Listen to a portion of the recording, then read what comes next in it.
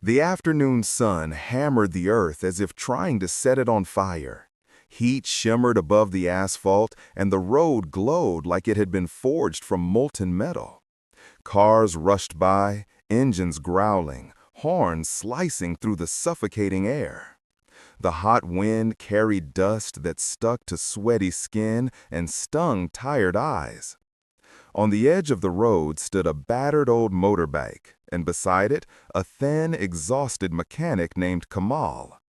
His shirt was soaked with sweat, his face smeared with black grease, and his hands scarred from years of handling tools that bit into his skin. He had been at his small roadside repair shack since morning, waiting for customers who never came. Money was running out. His mother's medicines were overdue. His younger sister's school fee was still unpaid. But Kamal kept working, because quitting wasn't something life had ever allowed him to learn. As the clock nudged toward 3 in the afternoon, a sleek white car sped past him, then suddenly jerked, swayed, and rolled to a stop a few meters ahead. A flat tire. Kamal watched quietly, wiped his hands on his already dirty cloth, picked up his tools, and walked toward the car. The door opened, and a girl of about 12 stepped out. She wasn't dressed fancy, simple clothes, hair tied back, but there was something striking about her gaze, a kind of sharp innocence, as if she understood more than she let on.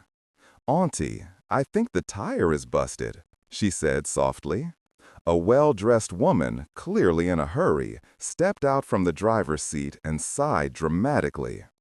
"Just my luck. I'm already late for the meeting." She waved a dismissive hand toward the girl. "Stay back. It's too hot outside." But the girl didn't fully step away. Kamal crouched down beside the tire and got to work. The sun pressed on him like a weight. Sweat dripped into his eyes.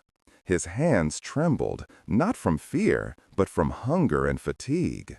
Still, he worked steadily. He'd done this 1,000 times. "Sir, would you like some water?" the girl asked gently. Kamal looked up with a tired smile and shook his head. "No, sister, don't worry. I'll be done soon." The girl didn't walk away. Something about him held her attention. She noticed the slip of paper sticking out of his shirt pocket, a doctor's prescription. She noticed the fresh cut on his hand, still bleeding slightly where a metal tool had slipped earlier. She noticed how his fingers trembled each time he lifted the heavy tire. He must do this every day, the thought settled in her mind. She wasn't naive. Children who observe quietly often see the things adults overlook.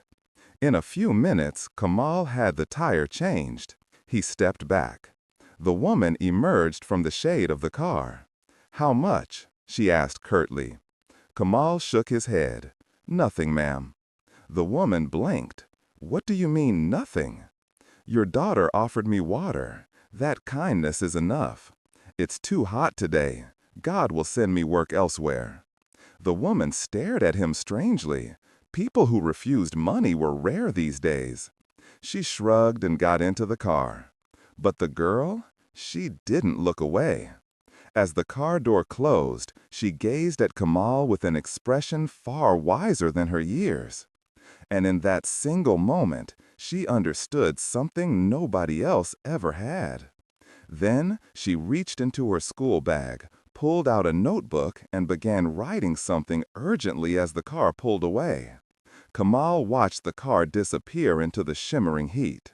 He didn't know it, but his life had just changed forever. The next morning, a knock on Fate's door. Kamal was sitting on a wooden crate in his tiny shop, flipping through an old newspaper, when 2 black SUVs stopped in front of his stall. 3 men stepped out, wearing crisp shirts and carrying folders. "Who is Mr. Kamal?" one of them asked. Kamal hesitated. I'm Kamal."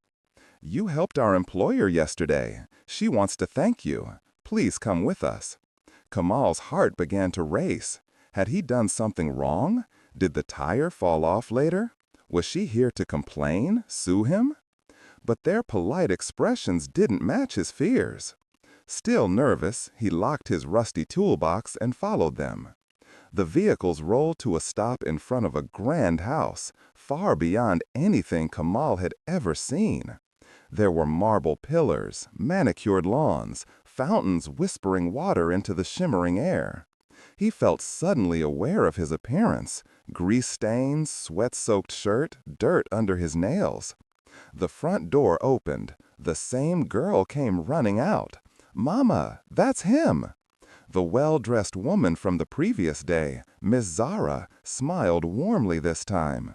"Kamal, please come in." He stepped inside, his worn-out sandals sinking into the soft carpet. He felt completely out of place. Zara gestured for him to sit. Then she placed a thick file in front of him. "My daughter told me everything," she began softly.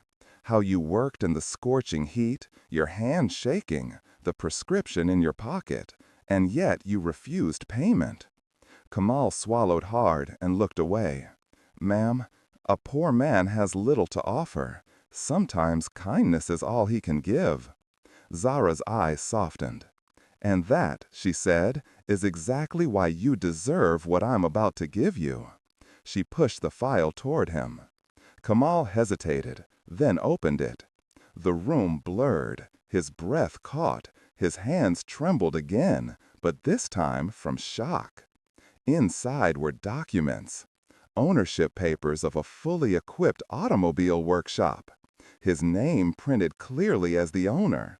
A monthly salary of $270 as head mechanic. Funding for tools and equipment. Full coverage of his mother's medical treatment. Payment of his sister's school fees. Kamal blinked through tears. "Ma'am, I can't take this. I'm just a roadside mechanic." Zara smiled gently. "This isn't charity, Kamal. This is gratitude. My daughter saw something in you the world ignores." The girl stepped closer, clutching her notebook. "Bai," she said softly, "you didn't let me bring you water, so I brought you a whole new life instead." Kamal laughed through his tears. For the first time in years, hope didn't scare him. Within 2 weeks, his new workshop stood proudly on the main road. A clean, modern facility with tools he had once only dreamed of touching. A large signboard hung above the entrance. "Kamal Auto Workshop. Honesty is our tradition." Customers started coming from everywhere. People trusted him, because kindness leaves its own fragrance. His mother received proper treatment and began to recover. His sister walked to school with her head held high. Kamal still worked with his sleeves rolled up, still wiped his hands on an old cloth, still smiled at anyone who needed help. But now, he helped from abundance, not necessity. He helped because his heart had always been richer than his pockets. One afternoon, a familiar white car pulled into the workshop. The girl stepped out, now taller, more confident. "Kamal, Bai, I brought you something." Kamal laughed. "What else could you possibly bring? You've already given me everything." The girl moved aside and waved her hand. A camera crew stepped forward. A reporter approached with a microphone. "We want to tell your story to the world," she declared. "So people know that one small act of kindness can change someone's destiny. So others learn that humanity still exists. So more people become like you." For a moment, Kamal couldn't speak. His eyes welled up as he looked at the girl, the stranger who had seen him under the burning sun and understood his silent struggle. That day, as the cameras rolled, he realized something. Life may test you, break you, burn you under its merciless sun. But sometimes, all it takes is one pure-hearted observer, one child who sees what others don't, to change everything. The sun was still hot. The world still rushed by. Dust still settled on his skin. But Kamal's heart was no longer weary. because once, under the burning sun, a tired mechanic helped a stranger with shaking hands, and a little girl rewrote his destiny.